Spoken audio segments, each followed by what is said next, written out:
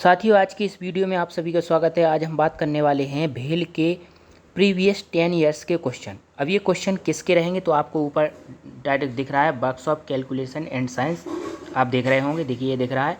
तो math and science के आज हम आपको क्वेश्चन बताएंगे। तो ये जो मैथ एंड साइंस के क्वेश्चन आज हम बताएंगे, ये आपकी ITI की fitter trade, electrician, Turner, welder, machinist, all trade जो आपका 8 अक्टूबर को एग्ज़ाम होने वाला है, उसमें इन क्वेश्चन को आना ही आना है। अब ये प्रीवियस में 10 ईयर्स कब आए हैं तो आप सभी को मालूम होगा कि BHEL में 2014 से वैकेंसी नहीं आई है। तो 2009 से लेकर BHEL में सन 2009 से लेकर 2014 तक लगातार वैकेंसी आई है। तो 9 में, 10 में, 11 में, 12 में, ठीक है, 13 में, 14 में, 8-9 में डबल वैकेंसी भी आई। तो मैं लगभग 10 एग्ज़ाम जो BHEL के हुए हैं जिसमें हम लोगों ने पार्टिसिपेट किया था, तो उन एग्ज़ाम में मैंने देखा तो कभी ना कभी जो ये PDF में आपको बता रहा हूँ, कभी ना कभी कोई ना कोई क्वेश्चन किसी न किसी एग्ज़ाम में ज़रूर आया है BHEL के। तो आप लोग यदि BHEL का 8 अक्टूबर का पेपर देने वाले हैं तो आपको ये PDF और अदर्स जो मेरे चैनल पे आने वाली PDF है सबको सॉल्व करना चाहिए। आप अगर इन PDF को मेरे फिटर फाइटर चैनल पर सॉल्व कर लेते हैं तो आपका 100% 8 अक्टूबर का भेल का पेपर बहुत अच्छा जाएगा। मैंने आपको बता the previous 10 years questions in भेल एग्ज़ाम कहाँ से कब तक के 2008-9 से 2008 में भी वैकेंसी आई थी, ठीक है ना। 2008 की वैकेंसी से लेकर 9, 10, 11, 12 और 14, ठीक है ना। 2008 में 2 वैकेंसी आई, 9 में 2 वैकेंसी आई, तो उस टाइप के क्वेश्चन इसमें आए हुए थे। तो अब चलते हैं, ठीक है ना, आपको इस सॉल्व करके पूरा दिखा देते हैं किसका कौन सा आंसर होगा, कैसे होगा, ठीक है। तो ये पहला क्वेश्चन आपको देख रहे होंगे आप लोग। देखिए पहला क्वेश्चन है, आपको मैं बता देता हूँ। ये पहला, ये सिंपली गुणा वाला क्वेश्चन है, तो इसका करेक्ट आंसर सी हो जाएगा, क्योंकि देखिए 2 पे पॉइंट इधर है और 1 पे पॉइंट इधर है, ठीक है ना। तो ये टोटल मिलाकर कितना पर 3 पर पॉइंट हो जाएगा, तो इसका सी आंसर जो है करेक्ट आंसर हो जाएगा। अब हम दूसरे क्वेश्चन को पढ़ते हैं। ये दूसरा क्वेश्चन देखिए क्या क्वेश्चन है। ये दूसरा, if the volume of pure water is given 62 metre cube and mass is the 62,000 kg। ठीक है, ये मास है m है, ये वॉल्यूम है v है, हमें क्या निकालना, डेंसिटी। तो d बराबर होता है m/v। m/v की m की वैल्यू m की जगह रख दो, नीचे जो है v की वैल्यू रख दो, इसको काटो पीटी करोगे पूरा, तो इसका करेक्ट आंसर आ जाएगा c, 1000 kg/m3। तो इसका करेक्ट आंसर हो जाएगा c। तो दूसरे का आंसर हो गया c। हम तीसरे क्वेश्चन को यहीं फटाफट कर देते हैं। द पैरामीटर ऑफ रेक्टेंगल का पैरामीटर कितना है, परिमाप जो है रेक्टेंगल का पैरामीटर का मतलब परिमाप, एक आयत है, आयत का परिमाप जो है वो है 320 है। इसका रेशियो जो दिया है वो 5:3 दिया है, यानी 5x ये हो गया, ये 3x हो गया। क्योंकि देखिए बड़ा होता है वो लेंथ होता है, तो मैंने बड़े पर 5x लिख दिया, छोटे पर 3x लिख दिया। हम इसमें पैरामीटर का फॉर्मूला लगाएंगे। पैरामीटर का फॉर्मूला क्या होता है, 2 L+B। तो हम 5x + 3x, ठीक है, इक्वल टू 320 से दिया हुआ था, इक्वल टू हम 320 लिखेंगे। इसको टोटल हम जब हम हल करेंगे पूरा, तो इसमें x बराबर 20 आ जाएगा। जब हल करेंगे इसको पूरा ब्रैकेट को तोड़कर हल करना, x बराबर 20 आ जाएगा। 20 का गुणा हम 5x में करेंगे तो 20 × 5 = 100, लंबाई 100 हो जाएगी, 20 × 30 = 60, चौड़ाई 60 हो जाएगी। अब इसका क्या निकालना, एरिया। हमें लंबाई चौड़ाई मिल गई है तो हम इसका एरिया निकाल देंगे आपको, ठीक है। लंबाई आपको मैंने अभी निकाल के बता दी 100, एरिया होता है L × B। तो L × B होगा तो 100 × 60 आया था, ठीक है, चौड़ाई 60 आया था, तो इसका गुणा करेंगे तो इसका 6000 मीटर स्क्वायर, इसका ए आंसर करेक्ट आंसर हो जाएगा, ए थर्ड का ए आंसर हो जाएगा। इसी तरीके से आपके क्वेश्चन भेल के एग्जाम में प्रीवियस 10 ईयर्स में आए हैं। तो दोस्तों ये PDF, इस टाइप की PDF आप मेरे चैनल फिटर फाइटर पर जुड़े रहें। यदि नए हो तो चैनल को सब्सक्राइब करें, क्योंकि यदि आप अभी चैनल को सब्सक्राइब करोगे तो आपको 8 अक्टूबर के पेपर में फ़ायदा मिलेगा। यदि आप बाद में जागोगे तो फिर क्या है, वैकेंसी कब आई, कैसे क्या हुई, तो इसलिए अभी से आप इन क्वेश्चन को सॉल्व करिए, ठीक है। चौथे क्वेश्चन को हम पढ़ते हैं। The force due to pull of a gravity is known as, ठीक है ना। चौथा क्वेश्चन है, ये कह रहा है कि जो फोर्स होता है वो किसी भी चीज़ को ज़मीन की तरफ अपनी तरफ नीचे ऊपर खींचता है, ठीक है ना। The force due to pull of gravity is known as, वो ये कह रहा है कि जब कोई चीज़ हवा में है ऐसे, तो ये ग्रेविटी के द्वारा नीचे की ओर खींचती है, ठीक है, नीचे की ओर ज़मीन की ओर खींचती है। तो ये फोर्स जो होता है उसे हम बोलते हैं भार या वेट। भार या वेट जो होता है M × G, W बराबर होता है M × G। तो इसका ये आंसर, इसका करेक्ट आंसर हो जाएगा वेट, ठीक है ना। तो इस तरीके से कोई चीज़ पृथ्वी की तरफ खिंचती है किसकी वजह से, जी की वजह से। जो गुरुत्वीय त्वरण होता है जी, हर वस्तु में एम होता है, मास होता है, लेकिन जब उसमें जी काम करता है गुरुत्वीय त्वरण तो वो नीचे की ओर आती है, तो ये डब्ल्यू बराबर एम इंटू जी होता है। तो इस तरीके से इसका करेक्ट आंसर हो जाएगा ए।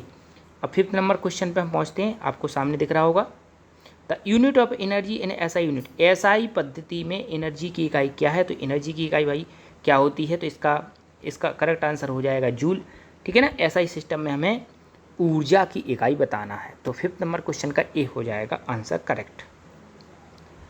अब आ जाते हैं 6th नंबर क्वेश्चन पे। 5th क्वेश्चन मैंने कर दिया है, 6th नंबर क्वेश्चन। तो दोस्तों 6th नंबर क्वेश्चन का जो करेक्ट आंसर होगा मैं आपको पहले ही आंसर बता देता हूँ। 6th नंबर क्वेश्चन का करेक्ट आंसर होगा ए। अब वो कैसे होगा तो मैं आपको बता देता हूँ। देखिए इसमें दिया है the weight of a cube material 14 centimetre side. ये कोई क्यूब है, क्यूब जिसे हम बोलते हैं घन, इस तरीके से। ठीक है, इसकी एक साइड जो दी गई है 14 है, जिसे हम ए बोलते हैं, ए बराबर 14। ये कोई मेटल का एक जो है एक पीस है क्यूबिक, और इसका जो डेंसिटी दी है वो 7.8 दी गई। तो इसका हमें वेट निकालना है, ठीक है ना। तो सबसे पहले हम मास निकालेंगे, वेट नहीं निकलेगा, पहले हम इसका निकालेंगे क्या, मास। तो एम बराबर क्या होता है, एम बराबर होता है बी इंटू डी। तो पहले हमें इसका वॉल्यूम निकालना पड़ेगा। अब इसका वॉल्यूम क्या होगा, इसका वॉल्यूम होगा ए क्यूब। तो ए क्यूब मतलब 14 का क्यूब हो जाएगा, और डेंसिटी इसकी आपको दी है। ठीक है, तो हम इधर नीचे लिख देते हैं, नीचे वहाँ ऊपर काम नहीं कर रहा है कर्सर, तो नीचे लिख देते हैं 14 का क्यूब इंटू। ठीक है, अब इसमें डेंसिटी कितनी है 7.8, तो 7.8 हम इधर गुणा कर देते हैं। तो ये अगर इसको हम गुणा करेंगे तो लगभग इसका आंसर जो है 23 के समथिंग आएगा, 23 पॉइंट कुछ आएगा, 23 पॉइंट कुछ आएगा। लेकिन इसमें 23 आंसर ऑप्शन में है नहीं, तो इसका आंसर 21, आपको ये आंसर इसका करेक्ट आंसर लगाना पड़ेगा। तो इस तरीके से 6वां क्वेश्चन हो जाता है। अब हम 7वां क्वेश्चन करते हैं। Find the ratio of 90 centimetre and 15 metre. अब हमें रेशियो निकालना, अनुपात। तो देखिए 90 सेंटीमीटर आगे दिया तो इसको हम ऊपर लिखेंगे, तो 90 सेंटीमीटर लिख दिया। अब 15 मीटर है, तो देखिए इसमें मीटर दिया, इसमें सेंटीमीटर दिया, तो हमें इसको सेंटीमीटर बनाना पड़ेगा। तो 15 नहीं लिखेंगे, हम इधर 1500 लिखेंगे। इसको काटेंगे हम, 0 से 0 कट गया, 3 से काट देंगे, 3 त्रिका 9, 5 15, इधर 50 आ जाएगा। ठीक है, 3 50। तो देखिए ये आंसर 7th का भी ए आंसर हो जाएगा। ठीक है ना, इस तरीके से हम नॉर्मली होले क्वेश्चन को सॉल्व करते जाएंगे और आपको पता भी नहीं चलेगा, और आपका क्वेश्चन पेपर भी इसी तरीके से हो जाएगा। अब 8th नंबर क्वेश्चन हम करते हैं। The example of the potential energy, स्थितिज ऊर्जा। ठीक है ना, स्थितिज ऊर्जा का सही उदाहरण है। तो इसका करेक्ट आंसर मैं आपको बता देता हूँ। ठीक है ना, इसका करेक्ट आंसर क्या होगा 8वें नंबर क्वेश्चन का, देखिए तो इसका करेक्ट आंसर होगा, देखिए डी। देखिए water in the overhead tank, छत की टंकी में भरा हुआ पानी। तो इसकी कोई पूछने वाली बात नहीं है, तो सबको याद ही होगा।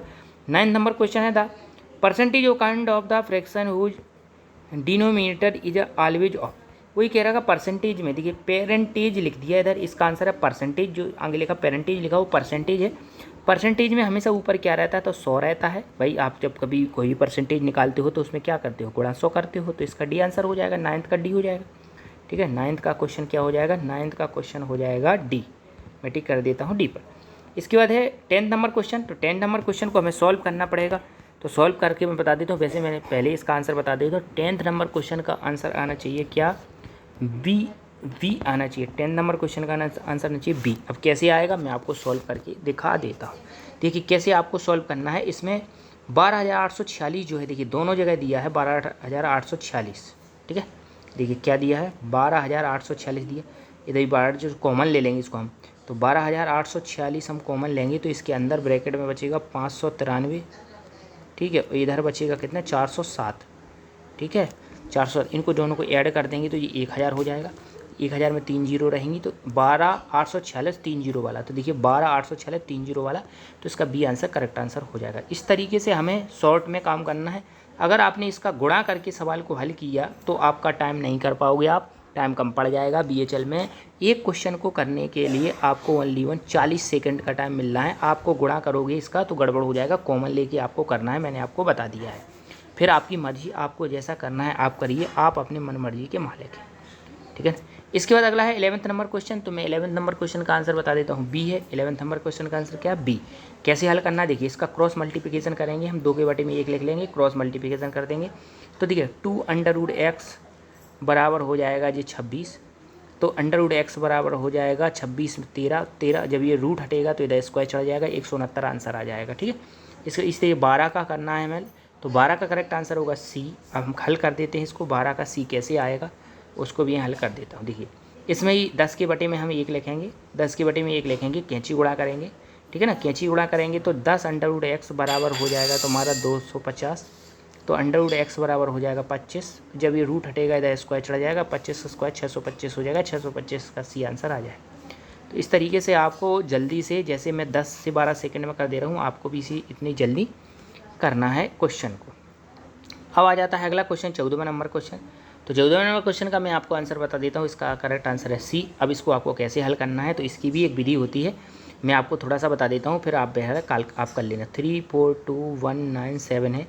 अब इस 9999 को आप लिखना 10,000 -1, और इसको आप हल करना। पहले इसका ये इसमें गुणा करना, फिर आप इसका 1 में गुणा करना और घटा लेना, तो आपका आंसर सी आंसर आ जाएगा। अब 15 नंबर क्वेश्चन अपन हल करते हैं, तो 15 नंबर का ए आंसर करेक्ट आंसर हो जाएगा। अब कैसे करना, the side of the square is the increase. एक स्क्वायर की साइड को 25% बढ़ाया गया तो उसके क्षेत्रफल में क्या वृद्धि होगी, ठीक है। तो इसका करेक्ट आंसर क्या होगा, इसका करेक्ट आंसर हो जाएगा ए। कैसे क्या करना है मैं आपको बता देता हूँ, ठीक है ना। देखिए ये 15 नंबर का आंसर होगा ए। कैसे करना है तो इसके लिए देखिए एक ट्रिक होती है। जब किसी स्क्वायर की भुजा को 25 सेंटीमीटर बढ़ाया जाता है, 25% सॉरी बढ़ाया जाता है भुजा को, एक स्क्वायर है ये, इसकी इस भुजा को 25% बढ़ाया तो इसको भी 25% बढ़ाया, चारों भुजाएं बराबर होती हैं, ठीक है ना। तो 25% बढ़ाया तो इसकी ट्रिक क्या होती है मैं आपको बता देता हूँ, इसको आपको कैसे करना है, ठीक है। ये आंसर इसका आना चाहिए। इसकी ट्रिक होती है, ठीक है, plus minus X plus minus Y plus minus X into plus minus Y बटे 100। आप लोगों ने सुनी होगी जिन लोगों ने तैयारी की होगी। तो प्लस माइनस अब इसमें नहीं लगेगा क्योंकि बढ़ रहा है हर बार। तो +25 ठीक है, +25 गुणे +25, ठीक है ना, +25 और इसके बटे में 100। तो इसको हल करेंगे तो 2525 से हम जोड़ेंगे, ठीक है ना, ये 2525 जोड़ेंगे हम, ठीक है ना, तो ये 50 हो जाएगा। और ये 625 में 100 का इधर भाग होगा तो इधर आ जाएगा 6.25। जब ये जुड़ेगा तो 56.25 हो जाएगा। तो ये आंसर इसका करेक्ट आंसर हो जाएगा। इस तरीके से अपन को इसको हल करना है। ये काफ़ी इंपॉर्टेंट क्वेश्चन है और कठिन भी है, ठीक है। अब है 16 नंबर क्वेश्चन। 16 नंबर क्वेश्चन का करेक्ट आंसर होगा बी, ठीक है ना। क्या क्वेश्चन है वो मैं आपको बता देता हूँ। When will you apply force of any object change of position. वो ये कह रहा है कि किसी ऑब्जेक्ट पर हमने क्या लगाया, फोर्स अप्लाई किया और वो उस ऑब्जेक्ट की डायरेक्शन चेंज होगी। मान लीजिए कोई पीस है, इस पर हमने ऐसे एफ लगाया और ये इधर से खसक करके इधर आ गया, ठीक है। तो ये डिस्टेंस उसने कवर कर ली। तो फोर्स इंटू डिस्टेंस किसका होता है, वर्क का। तो इसका करेक्ट आंसर आ जाएगा बी। किसी ऑब्जेक्ट पर फोर्स हमने अप्लाई किया और उस ऑब्जेक्ट जो है कुछ डिस्टेंस उस पर सरक गया है तो उसकी एफ से उसका करेक्ट आंसर वर्क आंसर हो जाएगा, ठीक है ना। इस तरीके से इसका बी आंसर 16वें नंबर का बी आंसर सही हो जाएगा। अब आ जाते हैं 17वें नंबर क्वेश्चन। तो 17वें नंबर का क्वेश्चन का आंसर जो होगा वो सी होगा, ठीक है ना, सी। वर्क डिपेंड ऑन, तो अभी मैंने बताया डब्ल्यू बराबर होता है F/D। तो जो वर्क होता है वो एफ पर और डी पर दोनों पर डिपेंड रहता है, ठीक है ना। इसलिए इसका करेक्ट आंसर हो जाएगा बोथ ए एंड बी। अब 18 नंबर क्वेश्चन का आंसर होगा C. The two diagonals are not necessary equal. ऐसा कौन सी चीज़ है जिसके डायगोनल इक्वल नहीं होते हैं, तो वो होता है क्या, वो होता है रोम्बस, ठीक है ना। इस तरीके से रोम्बस रहता है, ऐसे ऐसे ऐसे ऐसे। तो इसके देखिए ये D1 होता है, ये D2 होता है। तो इसमें बराबर नहीं होते, ये अलग अलग रहते, एक बड़ा होता है एक छोटा होता है। तो इसका करेक्ट आंसर हो जाए आर नॉट इक्वल। तो नॉट इक्वल इसमें लिखा हुआ था, देखिए ये नॉट इक्वल लिखा हुआ है, तो इसका आंसर होगा रोम्बस। इसके बाद 19 number question, the by sector of the any two adjustment angle of the parallelogram. तो पैरेललोग्राम के जो टू एडजस्टमेंट एंगल होते हैं वो कितने डिग्री पर रहते हैं। मैं इसको थोड़ा ऊपर खिसकाता हूँ, ठीक है ना, ऊपर खिसकाता हूँ थोड़ा, इसको ऐसे बताता हूँ। तो इसका जो करेक्ट आंसर होगा 19 का डी आंसर इसका करेक्ट आंसर हो जाएगा। जो टू एडजस्टमेंट एंगल होते हैं वो 90 डिग्री पर एक दूसरे को बाइसेक्ट करते हैं। तो 19 का डी आंसर होगा, इसको आप याद करिए। 20 नंबर में बता दो, how many diagonals are there in a hexagon. तो हेक्सागन में कितने 9 डायगोनल होता है। इसको किससे निकालना है, इसको इसे मैं ये फार्मूला बता दो, n(-3/2), ठीक है। ये डायगोनल निकालने का फॉर्मूला है किसी भी पॉलीगन के n ब्रैकेट n क्या होती है, पॉलीगन हेक्सागन है तो n की जगह 6 रख लेना और 6 रख के इसको हल कर लेना। तो इसका सी आंसर करेक्ट आंसर आ जाएगा, 20 का सी हो जाएगा। अब 21 का 3/5 को हमें परसेंटेज में चेंज करना है, ठीक है। 3/5 को किस में चेंज करना है, परसेंटेज में। मैं आपको बता देता हूँ ठीक है। परसेंटेज में अभी मैंने बताया था, परसेंटेज में हमें ऊपर 100 लिखना पड़ता है। तो 3/5 इंटू 100, 5 से काटेंगे 20, 20 30 60, 60% इसका करेक्ट आंसर हो जाएगा। इसका डी आंसर आ जाएगा, 21 का डी हो गया। अब आ जाते 22, 22 का आंसर क्या हो जाएगा, बी। ठीक है ना। इसको हमें डेसिमल में लिखना है। परसेंटेज को देखिए ये 0.8 लिखा हुआ है। ठीक है ना। मैं और ऊपर को क्लियर कर देता हूँ, इसको सब साफ कर देता हूँ। और ये मैं 22 नंबर क्वेश्चन को बता देता हूँ। इसका बी आना चाहिए। कैसे बी कैसे आएगा, देखिए 0.8% है। परसेंट जब हटता है तो नीचे 100 आता है। 100 में 2 जीरो है तो 2 पॉइंट बढ़ जाएगा। तो इसका 1 पे पॉइंट तो ये है ही, ठीक है ना। 2 और बढ़ जाएंगे तो 3 पे पॉइंट हो जाएगा। इसका करेक्ट आंसर बी हो जाएगा। इसी तरीके से 23 क्वेश्चन में यहीं पर आपको समझा देता हूँ। 23 नंबर क्वेश्चन, 23 क्वेश्चन का आंसर सी हो जाएगा। ठीक है ना। इसमें क्या कह रहा है, the least number of must be या subtract from 176 to make the perfect square. वो ये कह रहा है कि 176 में से क्या घटाएं कि वो परफेक्ट स्क्वायर बन जाए। ठीक है ना। तो इसमें से क्या घटा दें, इसमें से इसका ये आंसर 23 नंबर का होगा सी आंसर 7। कैसे होगा वो मैं आपको समझा देता हूँ। 176 में से 7 घटा दो इसमें से। अब मैंने ऑप्शन से कर करके देख लिया था। इसमें घटा देंगे तो 169 आ जाएगा। 169 13 का स्क्वायर होता है। तो इसलिए इसका जो करेक्ट आंसर हो जाएगा, क्या घटाया जाए कि वो जो 176 है वो पूर्णतः स्क्वायर बन जाए। तो 7 घटाया जाए। ये घटा के आपको स्क्वायर कर करके देखना है कि किस में घटाने पर वो पूर्णतः स्क्वायर हो रहा है। इसके बाद अगला है 24 नंबर क्वेश्चन। देखिए 24 क्वेश्चन का आंसर सी हो जाएगा, एनर्जी। वो ये कह रहा है can neither be create nor be destroy. ये तो पढ़ते पढ़ते हम बूढ़े हो गए हैं। जिस चीज़ को ना तो उत्पन्न किया जा सकता है ना ही नष्ट किया जा सकता है, बहुत ही ऊर्जा। ये न्यूटन ने बताया था कि ऊर्जा को ना तो उत्पन्न किया जा सकता है ना ही नष्ट किया जा सकता है। 24 का सी हो जाएगा। ठीक है ना। इसके बाद 25 नंबर क्वेश्चन है, to find energy we use the MgH, formula MgH। देखिए MgH लिखा हुआ है। MgH किसका फार्मूला होता है, तो ये किसका होता है भैया, ये होता है पोटेंशियल एनर्जी का MgH।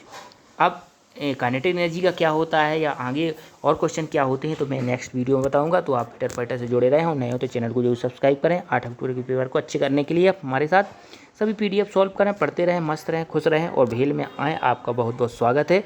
और वीडियो यदि अच्छा लगे तो वीडियो को जरूर शेयर करें, क्योंकि पीटर फाइटर चैनल आप लोगों के साथ रहेगा। जय हिंद, जय भील, जय भारत।